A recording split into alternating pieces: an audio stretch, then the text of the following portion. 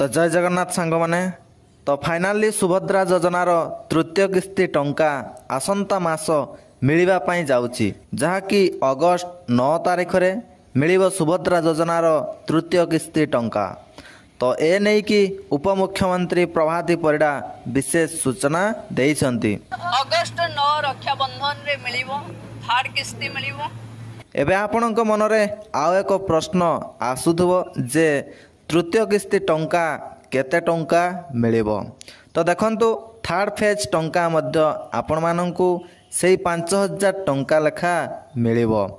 जेमिति कि आपण प्रथम किस्ती एवं द्वितीय किस्ती रे 5000 टंका लेखा पाइथिले ठीक सेही परी तृतीय किस्ती रे मध्य आपण माने 5000 टंका ही पाई पारिबे। तो यह व्यतीत जेउ मानकर भी किछि प्रॉब्लम पई पेंडिंग रही जाइछि सेमानकर मध्य वेरिफिकेशन करा जाउछि। जदि टंका पाइबा पई योग्य तबे निश्चित भाव रे सेमाने मध्य थर्ड फेज टंका पाई पारिबे।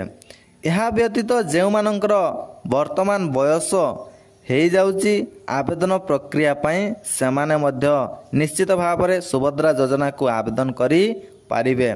तो यह थिला आपण मानक पई छोटिया इनफॉरमेशन जहाँकि सुभद्रा योजना को नहीं कि जदि वीडियोटी भल लगी निश्चित भाव में छोटिया लाइक करेंगे सांगसाथी मानक निश्चित भाव में वीडियोटी को शेयर करदे एवं चैनल को प्रथम थर पर विजिट करते निहाती भाव में चैनल को सब्सक्राइब करके ऑल नोटिफिकेशन को क्लिक करंतु जाफल आग को जो नुआ नुआ वीडियो आसीबो तार नोटिफिकेशन आपण सर्वप्रथम पाई पारिबे। Thank you.